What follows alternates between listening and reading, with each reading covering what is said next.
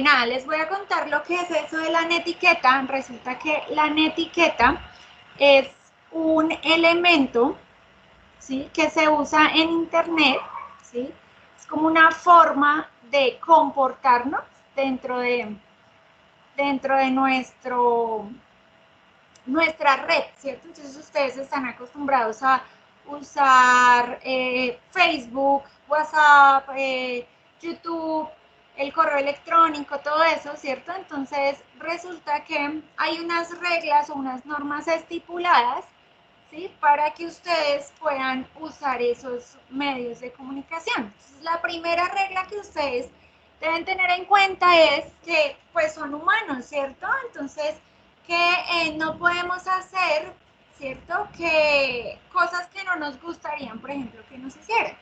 Como que, por ejemplo, este momento, todo esto que pasó, que la profe no pudo hacer la reunión como la tenía pensada, entonces voy a ponerla en redes sociales porque miren lo que le pasó, ¿sí? O que de pronto algún profe dijo, hizo algo que no era correcto, entonces también de pronto, ay, no fue muy chistoso y para todos, entonces lo podemos poner en redes sociales, ¿cierto? Que es como si a ustedes también les hicieran esas cosas y pues obviamente no les va a gustar, ¿sí?, que, que hagan lo que no les gustaría que hicieran, ¿cierto? Entonces, esa es una de las normas que pues debemos tener en cuenta. Otra de las normas es que usted siga en las redes los mismos estándares de comportamiento que usa en la red, en la vida real, ¿cierto?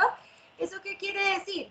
Que si yo llego a clase y como en el salón y me comporto mal, pues muy seguramente en las redes sociales voy a hacer lo mismo, ¿cierto? Entonces, cuando yo entro a un espacio, ¿cierto?, debo saber en qué sitio estoy, esa es la siguiente regla, ¿cierto?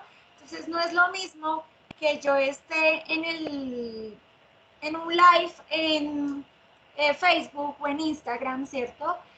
No sé, con Maleja Restrepo y Tatán Mejía, no es lo mismo a que yo esté en la clase de tecnología, en la clase de sociales, en la clase de inglés y obviamente los temas que se están tocando no son los mismos que si estuviera en otro sitio. Entonces, digamos que una forma también de comportarse o desarrollar pues un buen comportamiento en una red social o en un sitio específico, pues en este caso en nuestras clases virtuales, ¿cierto? Otro es que respete el tiempo y el ancho de banda de los demás. Entonces, si ustedes se dan cuenta, pues todos tenemos, exceptuándome, estamos con cámara apagada y con audio apagado. Porque efectivamente, si ustedes se dan cuenta, más o menos las clases han sido de más o menos 30, 40, 50 personas y ustedes saben que toda esa gente conectada al tiempo, con las cámaras al tiempo, con el audio al tiempo, pues no va a permitir que se desarrolle de una manera adecuada la clase, ¿cierto? Y pues como esto, digamos que es un espacio de formación donde ustedes van a aprender algo, donde van a estar pendientes como de una cosa nueva que les está llegando, ¿cierto? De esto tienen que sacar pues la actividad que van a desarrollar, entonces pues la idea es que ustedes puedan estar muy pendientes de lo que se está haciendo. Entonces por eso pues hay que tratar de evitar esas cosas, ¿listo? Hay otra que dice, que me gusta otra mucho, que dice, eh, perdónenme que no alcanzo a ver acá, dice, ponga de su parte, véase muy bien en línea. Entonces hay algunos que se arreglan y se ponen bien bonitos y se ven bien presentados, ¿cierto? Para ir a una cita, para salir con la novia, para hablar con otras personas. Entonces digamos que cuando yo hablo de que se vean bien, como nosotros acá no nos estamos viendo físicamente, ¿cierto? Sino nos estamos escuchando o estamos viéndonos a través de cámaras, cuando hablamos o cuando participamos del espacio, ese ponerse bien es hablar bien, expresarse de buena manera, ¿cierto? Que de pronto alguno me interrumpió. Entonces ustedes hay veces tienen unos lenguajes y unos modismos con sus compañeros que son muy de confianza, ¿cierto? Entonces que la idea es que en estos espacios pues no se dé, ¿cierto? Entonces que el chat no lo cojamos para escribir cosas que no son de la clase o que de pronto pues no interesan en el tema o no aportan o que pues son una burla para otra persona, ¿listo? Eh, otra de los elementos que tienen las netiquetas o de las reglas que tienen las netiquetas es el respeto por la privacidad de los demás, ¿cierto? Entonces, muy seguramente, si ustedes se dan cuenta, pues somos humanos, ¿cierto? Entonces, muy seguramente yo puedo equivocarme frente a lo que estoy diciendo, ¿sí? O puede ser que de pronto algún compañero hizo una pregunta que pareció chistosa y que de ahí puedo sacar un meme, ¿cierto? Porque eso pasa, no pasa solamente en las redes, sino pasa en la vida real y ustedes lo saben, ¿cierto? Porque a veces alguien hizo una cara chistosa, entonces es el meme para burlarnos de él. Entonces, eso también es parte de nuestra privacidad, ¿cierto? Que de pronto en las redes sociales yo vea la foto de alguno de los profes, del de matemáticas, del de inglés, del de sociales, rondando con un comentario chistoso, eso, pues el hecho de que yo vuelva y publique esas cosas, pues obviamente va a generar esa privacidad que tenía el profe, ¿cierto? Va a generar pues cosas, consecuencias en otras personas. Entonces, la idea es que todos estos espacios sean usados de la manera adecuada y pues con el fin último que tienen, ¿sí? Que es más bien el de informar, ¿listo?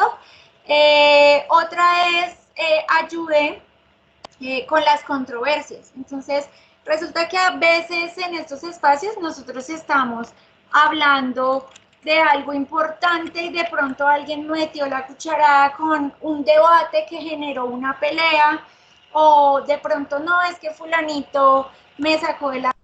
Entonces, les decía que pues la idea es que usemos estas redes de la mejor manera.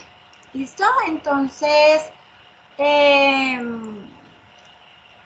venimos trabajando, ya ahora sí, digamos, para meternos más a el tema que vamos a trabajar y es que venimos trabajando con lo que son las energías, ¿cierto? Principalmente las energías renovables. Ustedes dirán de pronto, ah, profe, pero es que eso lo vemos en ciencias, o ya lo hemos visto, no es tan importante, o que tiene que ver con tecnología. Resulta que todo esto de las energías renovables, que son energías limpias, que son energías que perduran, que no se acaban y que además de eso no desgastan los recursos naturales, ¿cierto? Que no acaban con nuestra vida. Entonces, ese tipo de energías lo que nos ayudan a nosotros es a buscarle soluciones a problemáticas. Entonces, ustedes saben que la tecnología tiene como base solucionar ciertas problemáticas. Entonces, resulta que todo esto de las energías es porque la idea es que yo creería que a partir del siguiente taller, que es más o menos en 2 semanas, ¿cierto?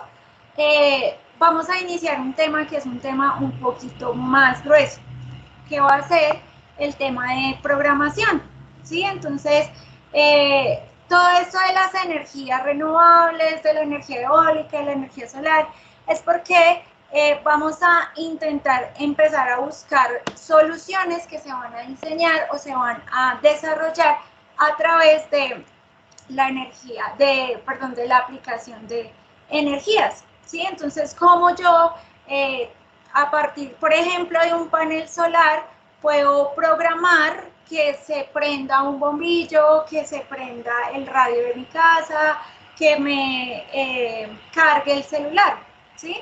Entonces, digamos que ya el periodo pasado vimos algo que tenía que ver con circuitos, ¿cierto? Entonces como que ya tenemos la idea en la cabeza de cómo funciona un aparato, ¿sí? Entonces ahora vamos a empezar a desarrollar o implementar elementos que nos ayuden a darle solución a otros elementos. Entonces ustedes dirán, profe, pero yo no tengo computador para programar, profe, va a ser muy complicado porque, pues digamos que no son las mismas herramientas que tenemos en el colegio, ¿sí? Entonces, la idea es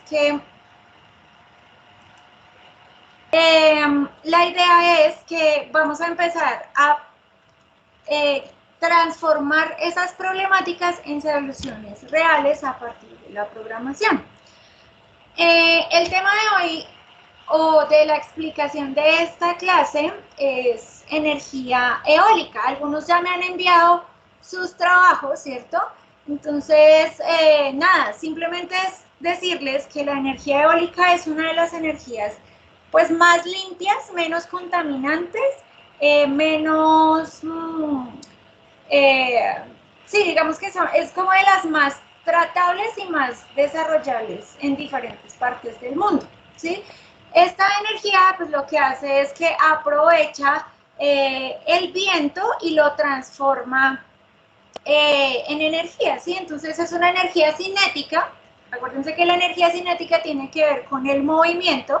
Entonces es como ese movimiento que se va a generar a través de las aspas, y de la velocidad que genere ese viento en ese elemento como tal, pues va a ser convertido en una corriente eléctrica. Si ustedes se dan cuenta, el taller pasado, cuando pues les entregaba yo la información, casi que toda la información que se presentaba ahí, que era de energía solar, decía que todas esa energía se transformaba en una energía eléctrica, ¿sí? Entonces ya tenemos dos elementos, digamos que principales y fundamentales. Uno, que sabemos que es un circuito, que es la energía eléctrica, que es eso de conducir elementos a través de un conductor, ¿cierto? Que es prender un bombillo, que es el efecto o el cambio físico que está pasando ahí, ¿cierto? De que esté apagado el bombillo a que esté en otro estado, que es un estado encendido, ¿cierto? Entonces, si se dan cuenta, la mayoría de las energías que pues se usan se transforman en energía eléctrica. Entonces, no obstante, la energía eólica también pues me permite hacer ese tipo de transformación. ¿Listo? Entonces, ¿qué puedo decir? Puedo decir que la energía eólica está o funciona a través de unos aerogeneradores, que son unas turbinas eléctricas que se construyen a más de 80 pies de altura, ¿sí? Son pues bastante grandes y bastante robustas, pero además de eso son elementos que pues están construidos de esta manera para aprovechar las corrientes de aire, ¿sí? Entonces, ahí en la guía, si de pronto tienen su guía a la mano, pueden mirarla. Yo les envié una imagen donde está más o menos cómo es esa caracterización de una turbina o de un aerogenerador que transforma pues nuestra energía eólica en energía eléctrica. Entonces, a veces, si ustedes ya hicieron su actividad y ya hicieron el molino de viento en papel, ¿cierto? Se dan cuenta que para que mi molinito gire, necesita pues de que yo sople, y entre más fuerte sople, más rápido anda. No sé si de pronto ustedes cuando han ido por ahí por la calle, en algunos sitios ponen esas florecitas que van girando, ¿sí? Con el viento.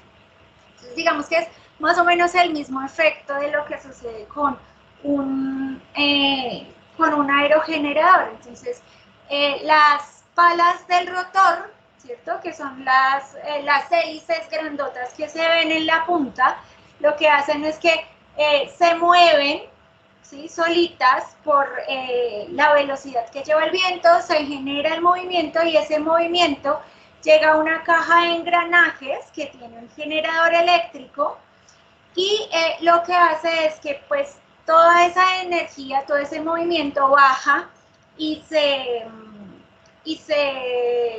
bueno, baja por un cablecito y se transforma en energía eléctrica, se conecta a un circuito. No sé si recuerdan, creo que el año pasado cuando ustedes hicieron sus proyectos, algunos de sus compañeros hicieron proyectos de estos. Si no estoy mal, Churi creo que hizo uno que lo que hacía era que se movía un disco, que eran 2 discos pegados y lo movía con una polea, y eso al moverse muy rápido lo que hacía era que se encendía un bombillito.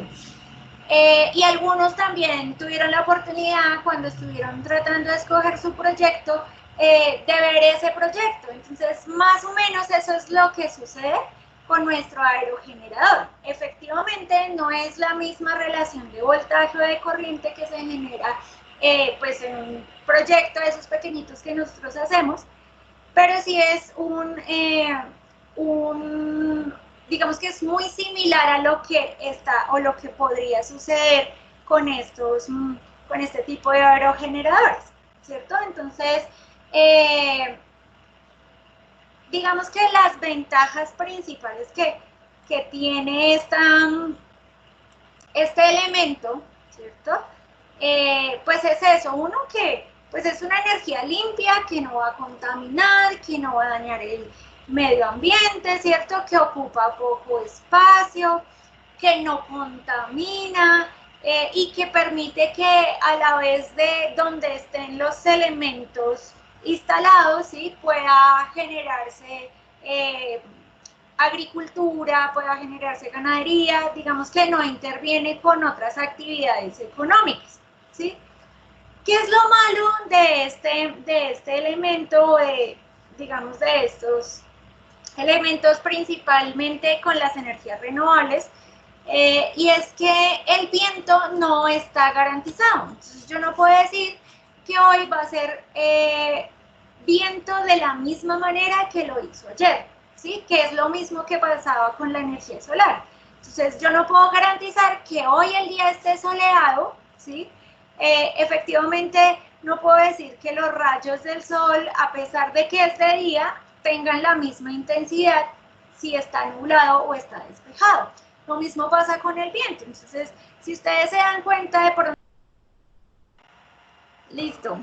Entonces, bueno, decíamos que una de las dificultades o de los elementos que no permitían desarrollar esta actividad, ¿cierto? Era que no podemos establecer que la velocidad del viento en un momento o en otro sea el mismo, ¿cierto? Porque hay días que son soleados, pero no hay corrientes de aire, como hay días que puede estar haciendo mucho sol y hay muchas corrientes. Entonces, por eso, la mayoría de parques eólicos están ubicados en sitios donde esas corrientes de aire son mucho más elevadas.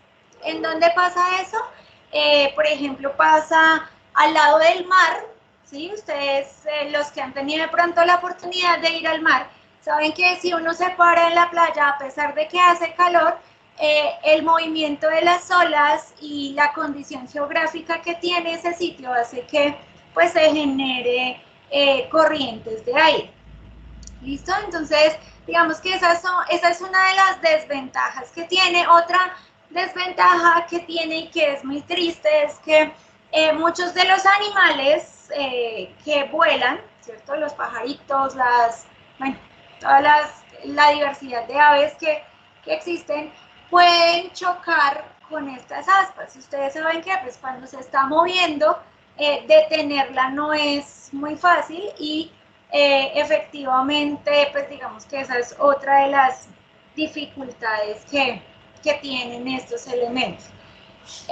Digamos que eso en términos, digamos, generales, serían como los elementos principales que tiene este tipo de energía. Entonces,